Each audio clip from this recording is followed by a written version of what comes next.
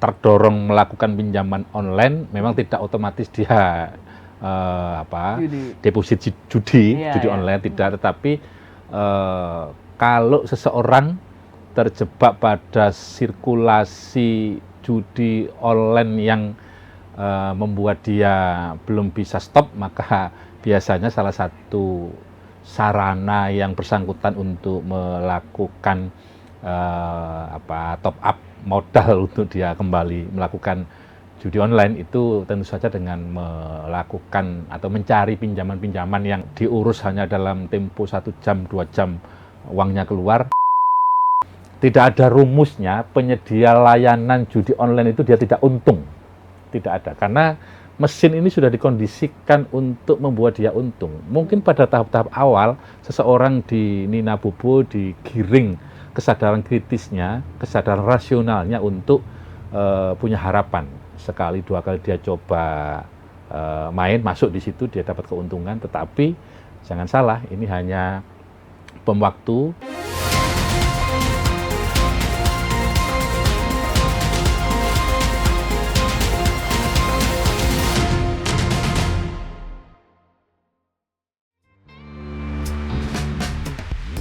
Dari lorong-lorong pendidikan dasar di desa, hingga ruang-ruang kebijakan strategis Jawa Timur, dialah Fauzan Fuadi, SIKOM, M.Medcom. Lahir dan tumbuh besar di lingkungan yang syarat nilai keislaman dan perjuangan, Fauzan mengawali langkah pendidikannya di Mihidayatul Wadhon, lalu melanjutkan ke MTS dan SMU As-Sa'adah Bunga. Semangat belajar dan berdedikasi mengantarnya menempuh pendidikan tinggi di Universitas Muhammadiyah Malang, hingga meraih gelar magister di bidang media dan komunikasi dari Universitas Airlangga Surabaya. Dalam dunia organisasi, Fauzan telah menapaki tangga-tangga kepemimpinan sejak muda. Ia pernah menjadi ketua rayon hingga ketua koordinator cabang PMI Jawa Timur, dan kini terus mengabdi sebagai wakil ketua PWIK PMI Jatim. Di berbagai organisasi kepemudaan, ia aktif sebagai Dewan Pembina, baik di Garda Bangsa maupun Gemasaba Jawa Timur. Tak hanya itu, semangat juangnya juga tergambar dalam dunia politik. Di tubuh Partai Kebangkitan Bangsa atau PKB, Fauzan pernah menjabat sebagai Wakil Sekretaris dan Bendahara DPW PKB Jawa Timur, hingga memimpin fraksi PKB di DPRD Jawa Timur. Kiprahnya di legislatif pun tidak main-main. Ia pernah dipercaya sebagai Wakil Ketua Sementara DPRD Jatim, Wakil Ketua Komisi C, hingga Ketua Tim Pemenangan Cagup-Cawagup Jawa Timur. Kini, ia terus mengabdi sebagai anggota Komisi A dan Ketua Fraksi PKB DPRD Jawa Timur. Di luar dunia politik, Fauzan juga seorang entrepreneur yang visioner. Ia adalah Komisaris Utama PT Love Berkah Haramain, serta founder Love Chatri Gresik. Fauzan Fuadi adalah gambaran sosok pemimpin muda yang tumbuh dari akar rumput, melesat dengan tekad, dan terus bergerak untuk perubahan yang lebih baik. Fauzan Fuadi, pemimpin muda untuk Jawa Timur yang maju, mandiri, dan berkeadaban. Assalamualaikum warahmatullahi wabarakatuh. Salam sejahtera untuk kita semua. Namo Buddhaya, salam kebajikan. Dan Tribuners, kembali lagi dalam podcast DPRD Jawa Timur, Gebrakan Wakil Rakyat. Bersama saya Cindy.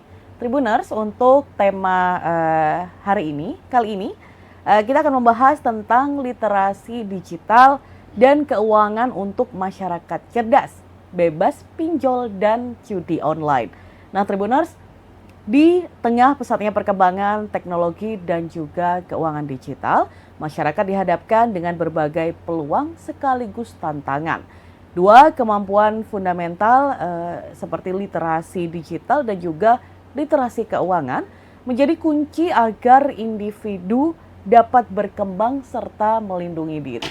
Nah, untuk literasi digital dapat membantu masyarakat memanfaatkan teknologi secara bijak, menyaring informasi secara kritis dan berinteraksi dengan aman di media sosial atau di dunia maya.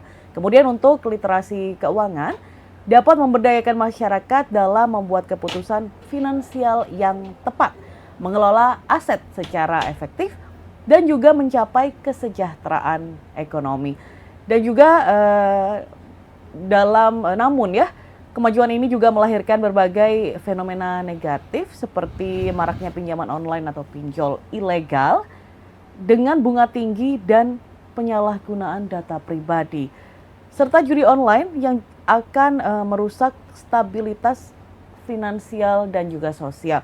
Dan karena itu Tribuners, diperlukan masyarakat yang cakap serta secara digital dan juga melek finansial agar tidak terjerumus pada praktek yang merugikan. Dan untuk kita membahas lebih lanjut tentang hal ini, sudah ada bersama saya di sini Bapak Fauzan Fuadi dari Komisi A DPRD Jawa Timur. Apa kabar Bapak Fauzan? Alhamdulillah siap. Mbak siapa tadi? Alhamdulillah. Cindy. Mbak Cindy. Iya, alhamdulillah Gimana sehat kabar? ya Pak ya. Alhamdulillah. Alhamdulillah Baik-baik. sehat juga. Ya.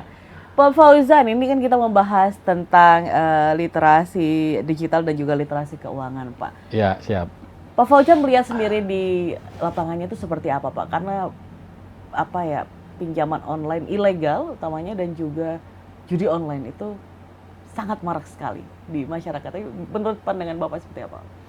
Iya, memang faktanya judi online, pinjaman online itu dua hal berbeda, tetapi dalam prakteknya dua isu ini saling berkelindan satu sama lain menjadi sebuah pertautan yang saling mengikat satu sama lain. Jadi biasanya terdorong melakukan pinjaman online memang tidak otomatis dia deposit judi online tidak, tetapi kalau seseorang terjebak pada sirkulasi judi online yang membuat dia belum bisa stop, maka biasanya salah satu sarana yang bersangkutan untuk melakukan top up modal untuk dia kembali melakukan judi online itu tentu saja dengan melakukan atau mencari pinjaman-pinjaman yang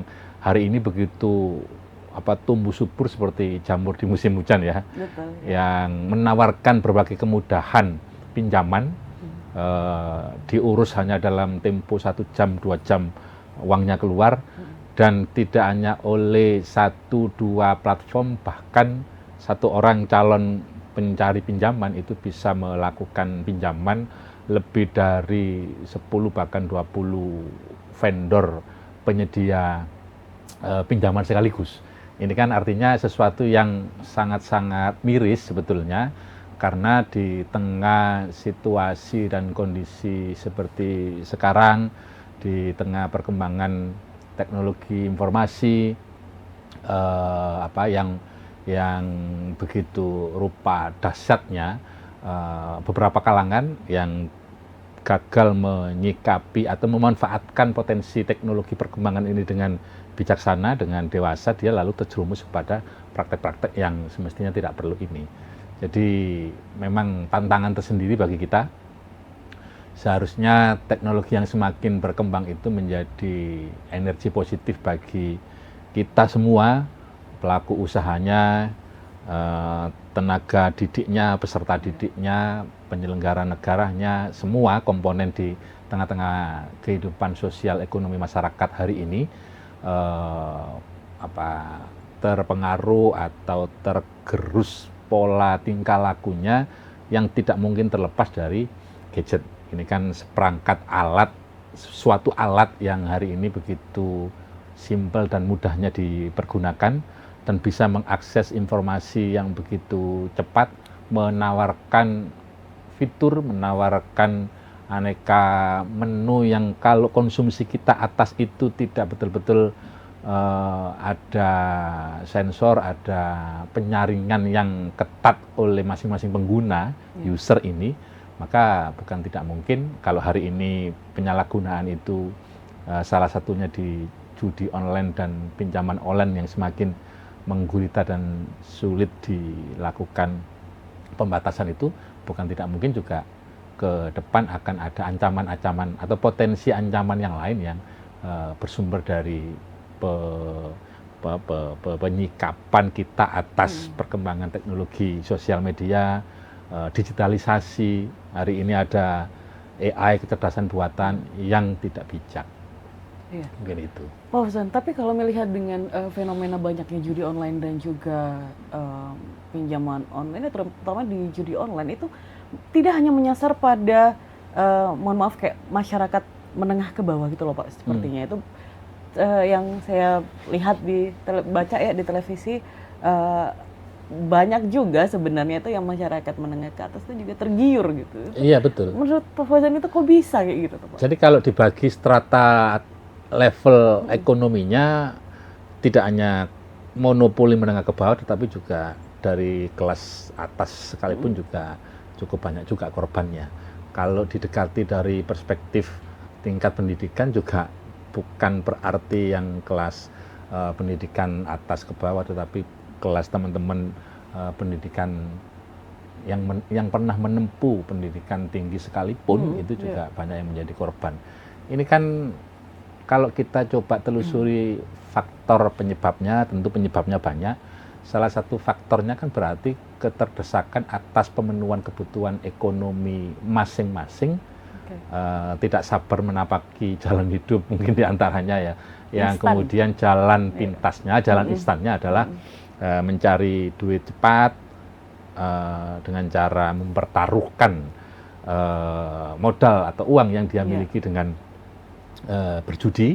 Dan sekarang judi tidak kolosal atau tidak manual dengan model-model seperti dahulu orang duduk berempat, berlima atau sekelompok orang, kerumunan orang, tetapi ada banyak platform-platform yang menyediakan layanan judi yang itu akses atas itu sulit kemudian dilakukan pembatasan usia, kelompok umur ya, kelompok umur atau kelompok pendidikan dan seterusnya, kelompok ekonomi juga dan seterusnya. Ini mengkhawatirkan tentu saja karena bahkan kalau kita tengok data rata-ratanya sih yang banyak memang menengah ke bawah ya. Kalau kita tengok data bahkan dari Kemensos baru-baru ini tahun 2024 kemarin itu total penerima bansos Kemensos itu kan ada kurang lebih 600 KK ya, 600.000 KK. Dan yang terindikasi memanfaatkan atau menyalahgunakan atau perilaku kehidupan para penerima bansos ini yang mereka terjebak pada kegiatan judi online itu ada di angka sekitar 228 ribunya. Jadi 600 ribu ada 228 ribunya yang terindikasi mereka menerima bansos tetapi mereka judol. Hampir setengahnya. Di Jawa Timur yang terindikasi data per kabupaten kota banyak macam-macam, tetapi akumulasinya seprovinsi Jawa Timur itu hampir di angka, kalau ini data tahun 2025, 9.660. Yang sebagai sebuah konsekuensi dari penyalahgunaan atau perilaku tidak tepat ditunjukkan oleh para penerima bansos ini, punishment-nya oleh Kemensos kan mereka akhirnya sebanyak 9.660 tadi itu di Jawa Timur yang di stop bansosnya. Saya kira itu sebuah langkah yang harus didukung, harus kita apresiasi, dan ke depan boleh jadi data itu akan terus bergerak tambah karena kan situasinya belum sepenuhnya diatasi. Pemerintah masih kesulitan menutup secara permanen seluruh portal-portal penyedia layanan judi yang ada, sehingga selagi layanannya masih ada kan otomatis korban-korbannya juga memungkinkan masih ada.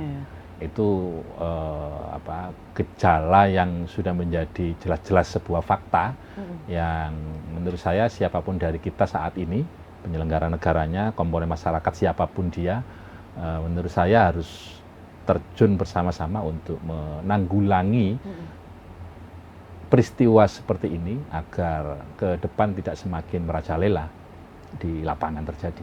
Iya, tapi kalau menurut Pak Fauzan sendiri untuk saat ini Pak, itu peran pemerintah itu seperti apa Pak untuk memberantas ya, kita pengennya habis nih, tuntas nih tentang judi online atau pinjol yang ilegal itu?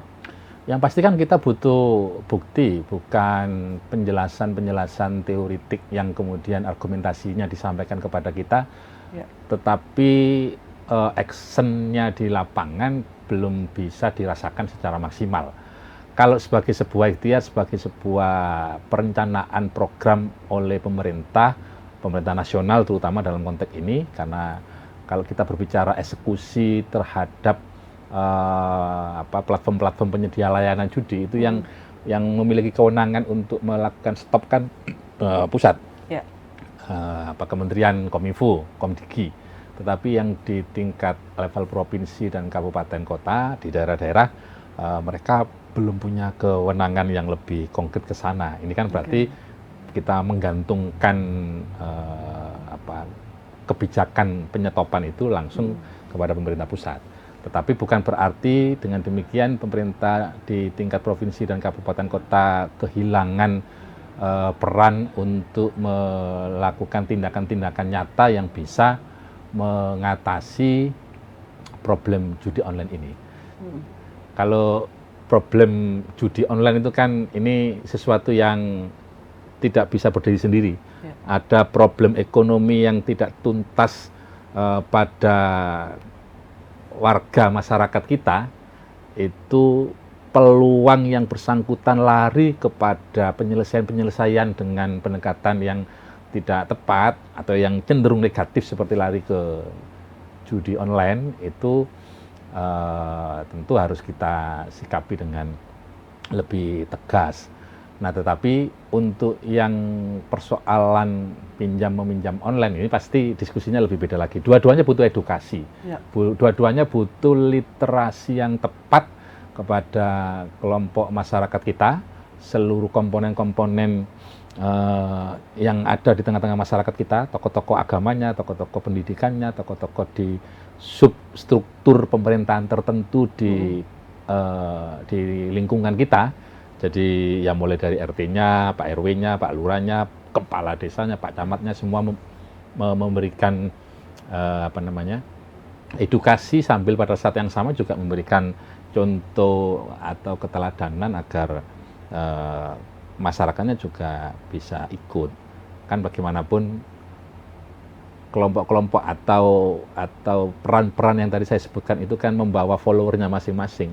Sementara kalau kelompok atau komponen masyarakat yang tadi saya sebutkan itu kita percayai mereka punya follower tetapi tidak memberikan edukasi, tidak memberikan keteladanan yang baik kepada masyarakat yang dipimpinnya, maka ya jadi istilahnya guru kencing berdiri, siswanya atau muridnya kencing berlari, kan begitu kalau di dalam konteks dunia sekolah gitu ya.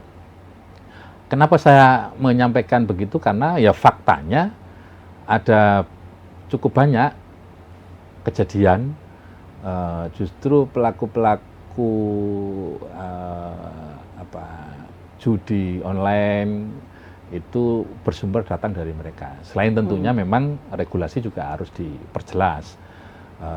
Undang-undang dan turunan-turunan ketentuan peraturan yang mengatur di bawahnya sebagai penjelasan teknis atas aturan yang ada di atasnya itu juga harus lebih diperjelas lagi, karena bolehlah sekarang ada aturan soal pinjaman online misalnya, jangan gampang tergiur terhadap penawaran pinjaman cepat yang penyedia pinjamannya itu misalnya dia tidak punya izin operasional dari OJK misalnya. Itu kan sudah pasti akan mencekik, sudah pasti dia bukan menjadi solusi karena jangka panjangnya pasti dia akan bermasalah, terjerat dalam lingkungan, dalam kubangan kepalsuan. Orang hari ini pinjam, dia mungkin dalam tempo tertentu sesuai dengan timeline-nya dia bisa mengembalikan, tetapi dia akan kembali dirangsang untuk pinjam atau top up lagi dan rata-rata memang harus diriset dengan lebih sungguh-sungguh. Rata-rata orang pinjam secara online itu kan bukan untuk pemenuhan modal berusaha atau pemenuhan kebutuhan-kebutuhan dasar yang bersangkutan, apakah itu untuk aspek kesejahteraannya, kesehatannya, atau memenuhi biaya pendidikannya, atau memenuhi biaya atau kebutuhan sehari-harinya. Orang pinjam online menurut saya yang paling banyak itu karena terjebak pada promosi-promosi sesat yang menyesatkan, yang dia hakikatnya bukan solusi, karena sementara saja itu. Kalau nggak terjebak pada bunga yang mencekik, tidak bisa membayar cicilan tanggungan, maka dia akan diuber-uber. Bahkan saya di daerah pemilihan bukan sekali dua kali dicurhati, disambati, dilapori oleh teman-teman korban-korban pinjaman online, judi online, yang kemudian dia akhirnya kehilangan aset-aset berharga yang dia miliki, rumahnya, tanah pertaniannya, mungkin barang-barang berharga yang lainnya, misal seperti mobil dan seterusnya itu. Karena memang dia gagal, karena dia mengalihkannya untuk aktivitas ekonomi, aktivitas sehari-hari yang bukan malah menghasilkan sesuatu yang bisa merecovery kebutuhan hidupnya, kebutuhan ekonominya, tetapi justru malah akan semakin mengganggu pertumbuhan atau recovery ekonominya itu.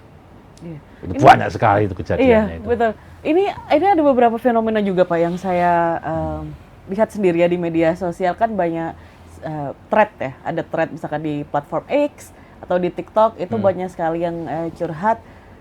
Sebenarnya bukan kayak curhat kalau mereka sedih ya, lebih ke malah kayak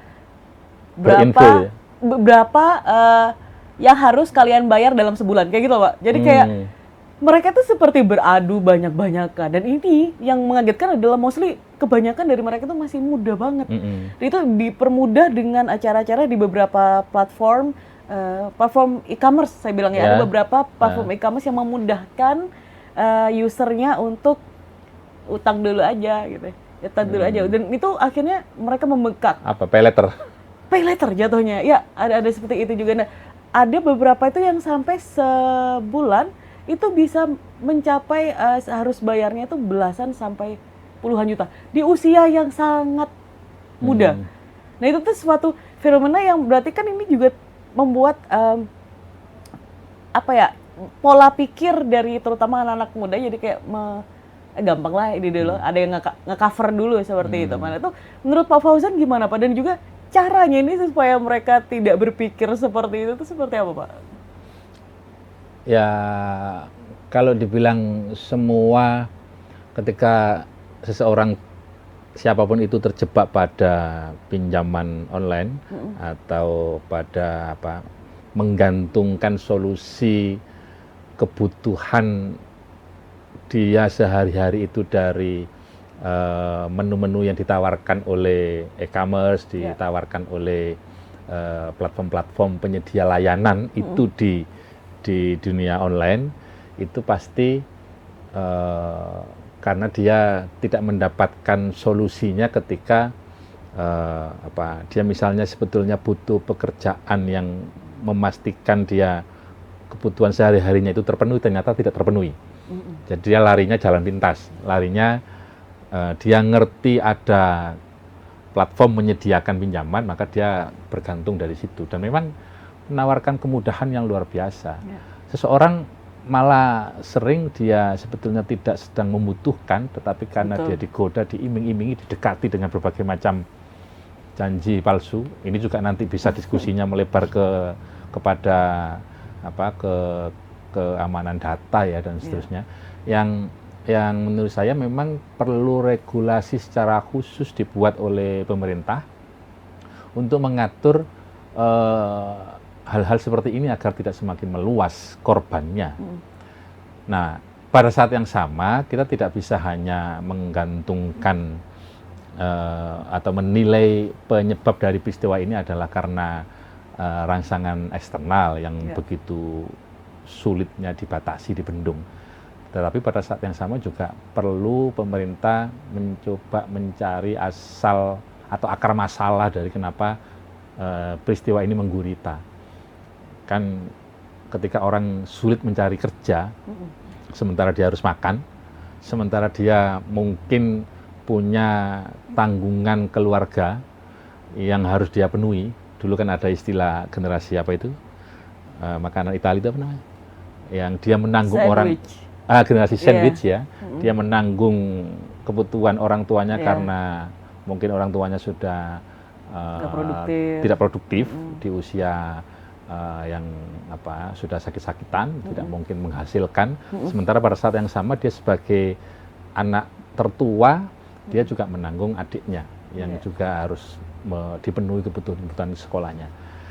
Tetapi yang banyak-banyak terjadi itu justru mereka-mereka ini yang mencoba mencari jalan instan tadi itu. Tidak bisa juga disalahkan menurut saya, karena kalau pemerintah belum memberikan solusi yang nyata atas kebutuhan mereka, kan tidak bisa seseorang ini terus-menerus hanya diberikan kesempatan untuk mencari solusinya sendiri. Kan pemerintah harus hadir untuk memberikan intervensi kebijakan yang konkret bisa mereka dirasakan oleh mereka ini, yang kemudian mereka merasa bahwa betul-betul keberadaan negara itu ada besar manfaatnya untuk mereka. Jadi lulus kuliah, kemudian kita ketahui saat ini mencari pekerjaan begitu sulitnya. Sudah begitu, kalaupun toh dapat pekerjaan, biasanya modelnya juga model kontrak, dikontrak setahun 2 tahun, sehingga kepastian akan masa depan yang bersangkutan hidup di era serba modern hari ini itu tidak terpenuhi. Tantangan atau kekhawatiran di kepalanya hari-hari menghantui, sehingga jalan pintas diambil. Kemudahan berusaha mungkin sudah dapat, tetapi pendampingan terhadap akses permodalan yang umpama tidak didapatkan oleh teman-teman kita yang transisi pasca perguruan tinggi itu, kuliah lagi belum ada biaya, bekerja sulit, tidak kunjung mendapatkan pekerjaan karena ya apalagi sekarang ada banyak perusahaan-perusahaan besar yang gulung tikar, sehingga sekali lagi bagi mereka yang tidak punya cukup daya tahan ekonomi, dia larinya ya kepada 2 isu yang sedang kita bahas ini. Jadi kalau nggak dia coba judi online, ya cari pinjaman online. Padahal sudah jelas tidak pernah ada ceritanya seseorang tujuannya kaya, sejahtera, tercukupi kebutuhan-kebutuhan hari-harinya, primer, sekunder, dan tertiernya, kalau dia mencari jalan pintas tadi, itu kan tidak mungkin. Betul, ya. Apalagi sekarang kita juga sering dapat referensi, dapat literatur dari mereka-mereka yang pernah testimoni, diundang di beberapa podcast juga banyak. Tidak ada rumusnya penyedia layanan judi online itu dia tidak untung. Tidak ada, karena mesin ini sudah dikondisikan untuk membuat dia untung. Mungkin pada tahap-tahap awal seseorang di Nina Bobo digiring kesadaran kritisnya, kesadaran rasionalnya untuk punya harapan. Sekali 2 kali dia coba main, masuk di situ, dia dapat keuntungan. Tetapi jangan salah, ini hanya bom waktu, karena ini kan problem mental health juga sebetulnya. Betul. Problem kesehatan mental seseorang, psikologi seseorang. Orangnya mungkin pinter, orangnya mungkin cerdas, tetapi kalau kecerdasan dan kepinterannya itu tidak terkanalisasi kepada aktivitas ekonomi yang konstruktif, dia bisa lari kepada praktek-praktek yang tidak perlu. Dan kalau sudah terjebak, dia mungkin akan mengajak rekannya, circle sehari-harinya dia, lalu akan semakin meluaslah korban-korban judol dan pinjol ini. Baik, Pak, kalau dari DPRD Jatim sendiri, ini kan kita melihat fenomena yang begitu besar, tidak hanya anak muda, orang tua, tapi yang sangat penting saya rasa juga dari anak muda ya, karena mereka penerus generasi kita. Berarti itu sebegitu pentingnya literasi digital dan juga keuangan yang perlu mereka ketahui kan Pak. Dari DPRD Jatim sendiri itu seperti apa Pak komitmennya untuk mendorong masuknya literasi digital dan keuangan ke dalam mungkin pendidikan formal maupun non formal di Jawa Timur? Kalau secara pribadi saya lama mendorong ini agar ada komitmen keberpihakan yang lebih konkret untuk pengentasan problem-problem di sini.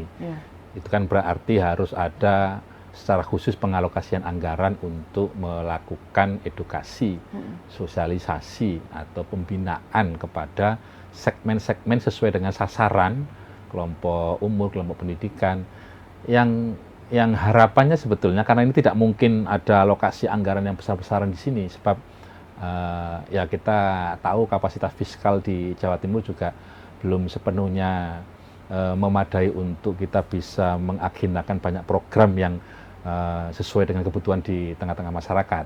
Tetapi dari anggaran yang memang serba terbatas dan kurang ini, marilah kita coba aktualisasikan, konkretkan lagi kegiatan-kegiatannya untuk menyasar kelompok masyarakat baik yang rentan atau non rentan, jangan dipilih-pilih, termasuk juga korban atau yang sudah korban ya. Dan itu otomatis tidak bisa hanya dibebankan kepada 1-2 institusi saja. Institusi pendidikan misalnya digenjot, diarahkan, kalau perlu bahkan memasukkan kurikulum, tidak bisa. Atau serta-merta hanya pasrah kepada pemerintah untuk mengambil serangkaian kebijakan agar lebih melindungi terhadap warga masyarakat dari ancaman bahaya judi online misalnya, tidak bisa. Menurut saya semua kelompok ini, semua yang merasa anak bangsa ini dimanapun, semua sesuai dengan perangnya masing-masing, sesuai lini, ayo bareng-bareng menumbuhkan spirit dari awal, pondasi yang kokoh untuk melindungi, membentengi anak-anak kita dari ancaman terjerumus pada pergaulan online yang keliru, yang tidak tepat. Jadi pergaulan ini kan kalau digitalisasinya ini kan sudah tidak mungkin kita tolak kan. Orang mungkin berdebat plus minusnya dengan teknologi ini, tetapi karena hari ini bukan lagi antara kita butuh dan tidak butuh, tapi ini betul-betul sesuatu yang harus kita terima sebagai sebuah kenyataan bermasyarakat, kenyataan hidup di dunia yang kita sekali waktu dipermudah, terbantu banyak hal oleh perkembangan teknologi ini, tetapi juga pada saat yang sama mengalami potensi degradasi, mengalami potensi gangguan perkembangan, bahkan sejak di usia yang paling dini sekalipun. Kita tahu bahwa case mental health itu dari waktu ke waktu jumlahnya bertambah akibat digitalisasi ini, akibat perkembangan teknologi ini. Nah, makin tumbuh, mungkin dia lepas dari ancaman ketergantungan terhadap gadget yang berlebihan, tetapi kalau konsistensi pemberian perhatian terhadap masyarakat, terhadap kelompok masyarakat atau terhadap individu-individu di tengah-tengah masyarakat ini yang misalnya suatu saat berhenti di tengah jalan karena berbagai faktor, itu bukan tidak mungkin akan membuat korban akan menjadi bertambah lagi setiap tahunnya. Kan kita tentu berharap cukuplah di sini korban-korban kejahatan online, ya memang tidak hanya kejahatan online ini kan banyak, tetapi anggap kita bicara soal judi online dan pinjaman online ini di dalam perspektif ekonomi ya tentu saja ini itu bisa membuat kita lebih arif dalam menyikapi keadaan. Memang tidak mudah, tidak seperti membalik telapak tangan. Kita mungkin enak saja ngomong ngajak generasi kita, jangan judi online, nggak ada manfaatnya, tidak bisa, tanpa menghadirkan solusi yang bisa mereka terima. Juga tidak bisa mereka kita masukkan dalam barak tertentu untuk dilatih seminggu 2 minggu, kan sekarang musimnya pembaraan itu. Tidak bisa, tidak akan menjadi solusi selagi mereka tidak diberi solusi yang lebih konkret. Orang kalau sudah bekerja kan potensi atau probability yang bersangkutan untuk terjebak pada hal-hal yang tidak perlu kan akan semakin berkurang. Karena dia kerja, pagi berangkat, sore pulang, capek ketemu keluarganya, atau kalaupun toh suntuk misalnya ngumpul dengan circle-nya, malam istirahat, besok rutinitas itu dilakukan kembali, Sabtu Minggu dengan keluarganya liburan dan seterusnya. Ini kan sesuatu yang menurut saya memang kultur yang lumayan sehat, lumayan mendukung kondusivitas situasi dibanding ketika seseorang tidak punya aktivitas, pengangguran, tidak punya pekerjaan, apalagi kalau dia terdidik, dia ada beban yang berlebih lagi, dipandang oleh masyarakat, anak ini S1, S2 tetapi masih belum punya pekerjaan atau income yang pasti, kan pasti akan berbeda tekanannya dibandingkan dengan mereka-mereka yang sudah putus sekolah di jenjang SMP atau SMA ketika sama-sama nganggurnya. Nah ini tentu tantangan sekaligus juga pada saat yang sama kewajiban bagi pemerintah. Pertama memang harus pemerintah, tetapi pada saat yang sama karena negara kita ini gotong royongnya tinggi ya. Pada saat yang sama perusahaan-perusahaan juga mestinya memberikan ruang yang lebar kepada generasi muda kita agar melihat potensi itu betul-betul sebagai sebuah kekayaan kreativitas yang harus dimanfaatkan. Tetapi ya ini seperti lingkaran setan. Perusahaannya kalau tidak disupport, tidak diberikan kemudahan berusaha, tidak ada kepastian hukum, mau investasi dia ragu-ragu dan seterusnya, kan perusahaan juga ekonomi juga tidak tumbuh. Artinya kan ini ada sesuatu yang saling berkait satu sama lain. Jadi emas saya ya menyelesaikan sementara saya lanjutkan, sementara menyelesaikan problem-problem aneka ini yang begitu rumitnya dalam tempo cepat dan sekaligus itu kan tidak mungkin. Kita pasti punya keterbatasan. Kalau warganya kreatif, kemudian nilai-nilai yang tertanam dalam jiwanya, dalam dirinya itu kuat, mungkin dia akan memiliki pertahanan yang kokoh untuk membendung serangan, godaan, keinginan macam-macam itu lebih safe lagi. Tetapi kalau tidak ada pondasi, tidak punya pondasi di situ, ya mereka akan lebih gampang terjebak pada pergaulan yang tidak perlu. Itu saya kira. Iya.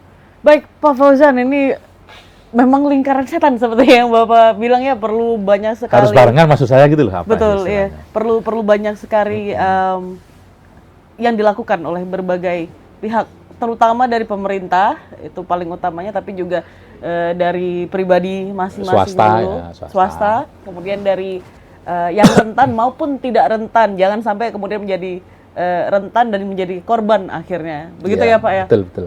Banyak sekali, dan itu memang harus kita menjadi koreksi masing-masing juga, dan sebisa mungkin kita saling membantu atau mengingatkan yang terdekat dulu seperti ya Pak ya. Betul. Itu bisa sangat membantu sekali.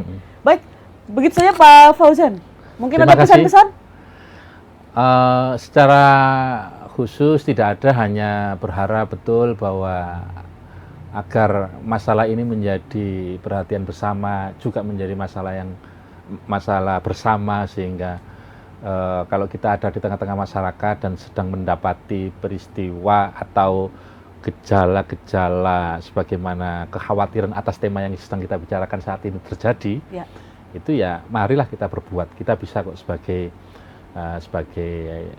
bagian dari anak bangsa memberikan kontribusi yang lebih real untuk sesama anak bangsa. Baik. Begitu. Terima kasih banyak sekali lagi untuk Sugi. Insight-nya. Semoga kita harapkan bersama secepatnya ya membaik untuk Indonesia menjadi lebih baik juga. Sekali lagi terima kasih banyak Pak Fauzan Fuadi dan juga Tribuners. Terima kasih juga setelah menonton episode kali ini. Kita akan kembali lagi dengan tema yang tak kalah menariknya di episode selanjutnya di podcast DPRD Jawa Timur, Gebrakan Wakil Rakyat. Saya Cindy beserta kru pamit undur diri. Terima kasih dan sampai jumpa.